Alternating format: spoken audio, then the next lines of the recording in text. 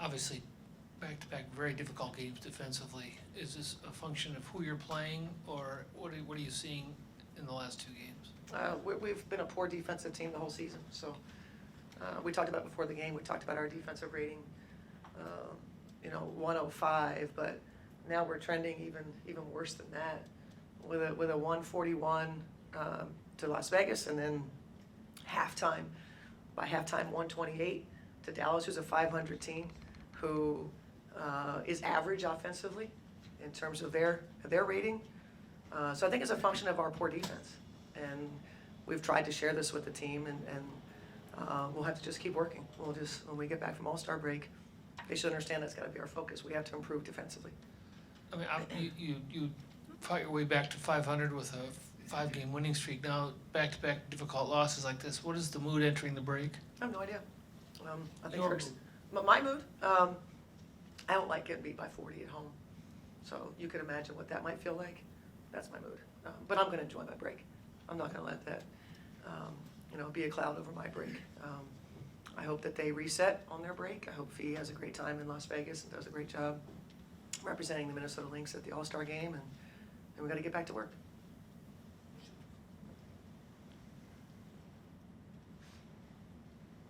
Cheryl, is there something you can see on the court where you suddenly know that this is going to be another one of those games defensively? Yeah, the first possession. When we talked, we didn't have a shoot around, but it doesn't matter. We had practice yesterday, and we talked. We showed video. We talked about it. It's a paint team, and so the very first possession, when there's a drive by us and there's not people in position, yeah, that's when I kind of go, are we seriously going to do this again?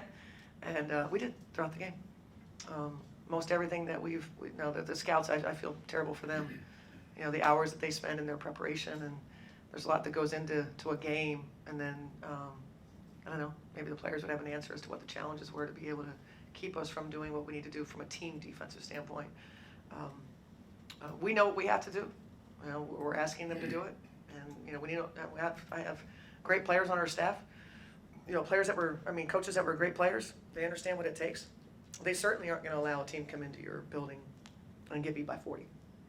That's not going to happen to that group. So they're trying to impart to them what it takes to be successful. And yeah, you can live with Dorka and Diamond as they learn, but the as a group, the starters have got to figure it out. And it's not just all they ever talk about is their offense, and they've got to change their focus. We were noticing at one point between Diamond and K-Mac, no points, or no rebounds, no assists. Yeah. Until Diamond got a couple, I think, garbage Late, time, quite frankly. Yeah. What did you see out of that today? Was it just a case of them or something Dallas No, was I doing? think Dallas defensively, but here's facts. I mean, we took the ball out of the basket most of the time, right? They scored on us, and if you look at our ratings after made shots, after made field goals, it is our worst place. We've improved. We've gone from, we were like 0.8, that's really poor, and we've improved. We've climbed into like a 0.9 range. But that's at halftime. That's exactly what we were. We were an 87 offensive rating. That's exactly right, because we're taking the ball in the net. So I think things being easier to play against is a team that's in transition defense. But even when they were scoring, our pace was bad. So certainly, I thought Dallas played well. They're playing well. They're well coached, and their chemistry and their willingness to their identity and willingness to share the ball and that sort of thing. I thought we were awfully easy to play against. Do you guys have any questions? Don't be scared just because I look like I'm upset. It's okay. It's okay. Well, I mean, it's not their fault. This is the time that you guys got to kind of go, okay, I got to ask a hard question. Somebody asked before the game, what is it going to take? I think it was you. What's it going to take, to kind of, compete for a championship? Like, what do we have to do, right? Remember you said that? Well, we have to learn how to play defense. And that's what I said before the game.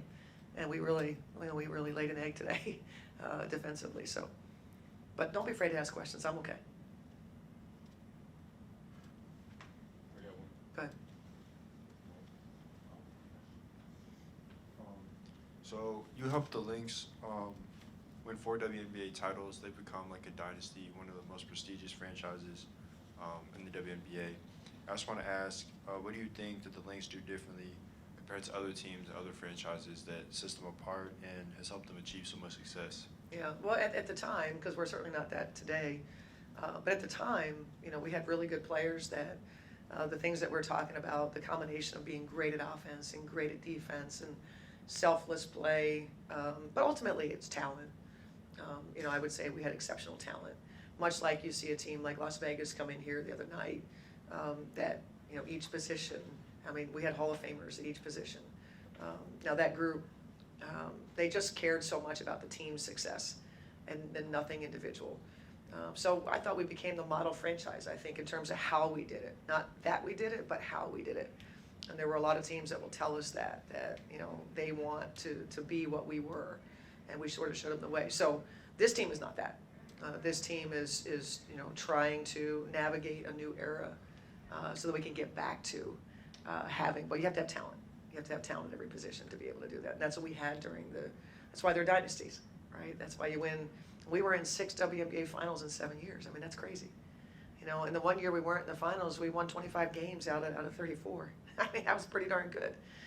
Just there happened to be a team in 2014 that was better. That was the Phoenix Mercury, back when we had the conference play. But that's the difference. I mean, we're not there now. I don't think there's any doubt about that. But we still are a model franchise in terms of how we do things, how we treat our players, our facilities, our business side. You know, you see the great crowds that we get. We just now have to match that with our play on the court.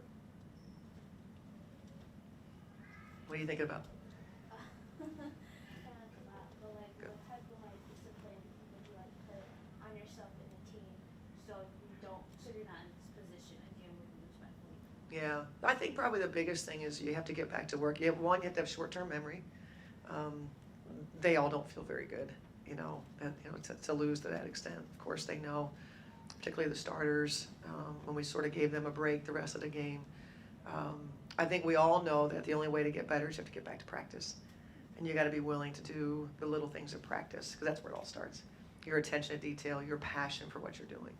That's where it starts, in practice. And so I would be shocked if we didn't return to practice on Monday after we have a few days off, with a mindset that we want to be much better. But that's where it's got to start.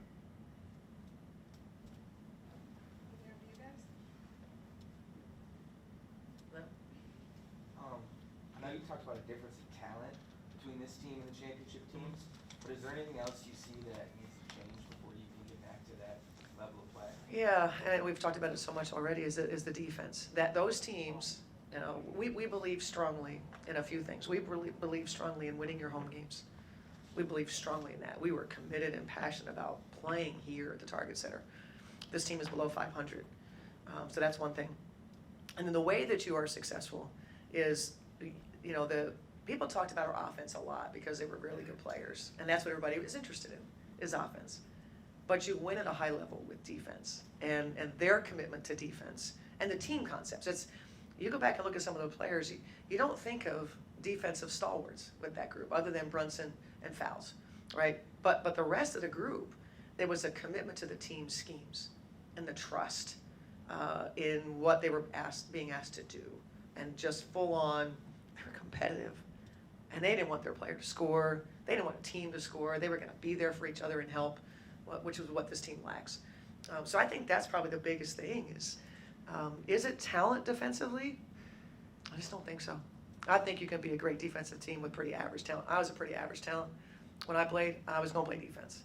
You know, as you know, everybody talks about defense is a want to. It's a will. And we lack that.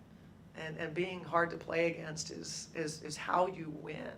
How you win, not the game, but possessions. So really kind of taking it 5 minutes at a time. So win 5-minute games throughout the course of a 40-minute game. And then within that 5-minute game, how do you do that? You win possessions. And you take away, somebody's trying to throw it to the wing, you don't let them throw it to the wing. If they're trying to throw it into the post, you don't let them throw it into the post. If somebody tries to drive, your teammate is there and help. And then if I help, then that player behind me helps me. So that sort of movement, that cohesion, that's what this team lacks for us to be able to be successful.